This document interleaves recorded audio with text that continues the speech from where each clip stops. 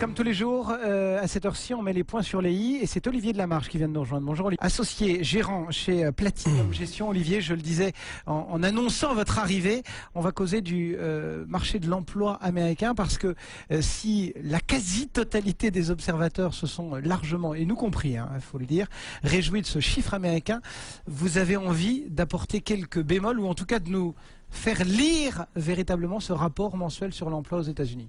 Ben oui, parce qu'il faut lire le BLS, c'est la Bible, c'est le Bureau of Labor Statistics, donc c'est là que vous avez tous les chiffres. Alors quels sont les enseignements qu'il faut tirer si on ne s'arrête pas justement à ce chiffre? Les enseignements, c'est que seriné vendredi. C'est que c'est du traficotage, si vous voulez, c'est-à-dire que vous n'êtes pas à 8,3.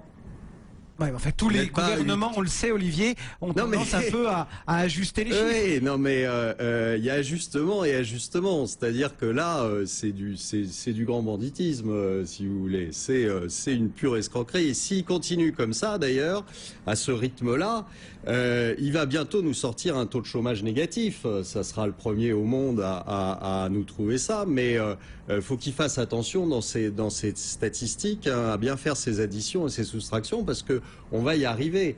C'est grotesque. Il y a plus d'1,2 million personnes qui ont disparu des statistiques le mois dernier. D'accord. Fait pour faire disparaître 1 million. Eh ben, on joue sur le taux de population active. Et le taux de population active, là, curieusement, il baisse. C'est-à-dire que la population active, depuis un an, a baissé. Alors que vous avez tous les 4 mois, la démographie, non tous les 4 mois, vous avez 1 million d'Américains en plus, donc la population, elle, totale, a augmenté. Comme d'habitude, de façon linéaire, et en revanche, curieusement, on a fait disparaître des gens de la population active. Et là, on les fait disparaître à un rythme accéléré. Donc aujourd'hui, si vous voulez, vous êtes tombé. Le taux de population active est tombé à 63,7%. Si vous le faites tomber à 58, vous n'avez plus de chômeurs. À 58,5, vous n'avez plus de chômeurs. Donc c'est un truc très pratique, mais c'est un phénomène qui n'a jamais été connu, qui a démarré curieusement mi-2008, où là on s'aperçoit quand on lit les courbes que les gens visiblement disparaissent comme ça de la population active. Si vous les faites disparaître de la population active, vous avez votre taux de chômage qui diminue. Alors là, aujourd'hui, si on refait les calculs en prenant les chiffres du BLS, j'invente pas des chiffres, je prends les chiffres qui sont donnés par les statistiques américaines, vous tombez sur le chiffre comparable de 8,3 est en fait à un petit peu plus de 12, et le chiffre comparable au sens large du chômage, c'est-à-dire y compris les travailleurs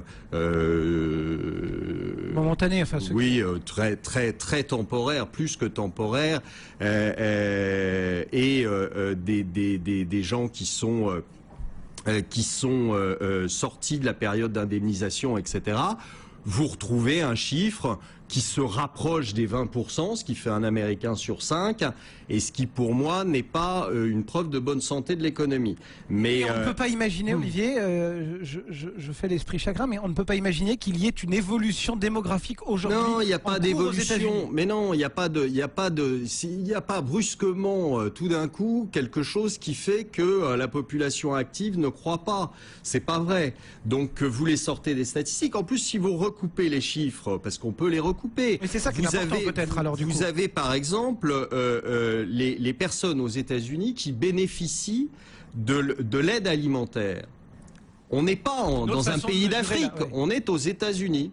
Et il y a des gens, il y a 47 millions de personnes, soit 15% de la population, qui vont manger avec des tickets distribués par l'État. Il y a quand même un malaise. Bon. Alors après, on peut vous raconter n'importe quoi, qu'il y a un taux de chômage de 8%, c'est pas vrai. Donc si vous recoupez les chiffres, et puis en plus, on peut continuer comme ça, c'est-à-dire que la période de chômage s'allonge terriblement aux États-Unis, comme on n'avait jamais connu. Non plus. On est à plus de 40 semaines. Or, je vous rappelle que au bout de 27 semaines, ils ne touchent plus d'indemnisation aux États-Unis. Donc, on est à plus de 40 semaines. C'est du jamais vu non plus. Vous avez un taux de chômage de plus de 27 semaines qui est passé de 1% en 2008 à 7% de la population. Et selon vous, ce traficotage, comme vous dites, des chiffres, ce déguisement des chiffres aux États-Unis, on peut le retrouver ailleurs? Parce que jusqu'à présent, on est tous d'accord, chaque gouvernement, en excluant telle ou telle tranche des demandeurs d'emploi, de ceux étant en fin de droit ou ceci, cela, tout le monde habille, maquille un peu ces chiffres. Oui, mais on n'a pas les statistiques. En Europe, vous n'avez pas les statistiques. Aux États-Unis, le mérite, c'est que si vous vous donnez un peu de peine, vous les trouvez, les statistiques. Donc là, c'est ceux qui sont à blâmer, ce sont les stratégistes ou les analystes qui font pas leur boulot, mais vous les trouvez. En France, je vous défie de trouver ce que vous trouvez dans le BLS. Mais aujourd'hui, on s'aperçoit quand même qu'il y a un certain nombre de chiffres qui sont effrayants pour la population américaine. Quand je vous dis il y a 47 millions de personnes qui mangent avec des rations alimentaires, il y a quand même quelque chose qui ne va pas. Ça représente 15% de la population. Alors après, il ne faut pas nous dire qu'il y a 8% de chômeurs. Et si vous prenez tous ces chiffres-là, vous apercevez que en fait, on vire des gros salaires depuis 3 ans, 4 ans. On vire des gros salaires et on les remplace par des salaires qui sont inférieurs, des salariés qui ne sont pas au même salaire. Ça fait des rentrées en moins pour le gouvernement américain, qui lui n'a absolument pas entamé de réduction budgétaire ou quoi que ce soit. Donc la position aujourd'hui américaine est bien plus mauvaise qu'il n'y paraît.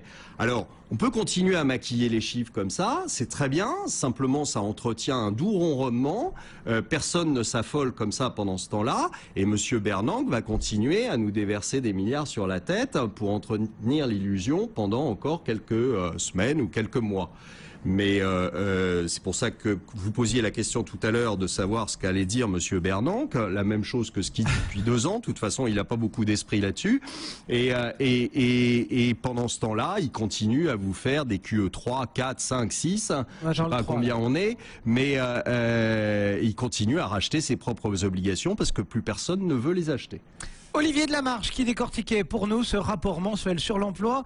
Avis toujours clair, franc et décapant. Merci Olivier, associé gérant chez Platinum Gestion.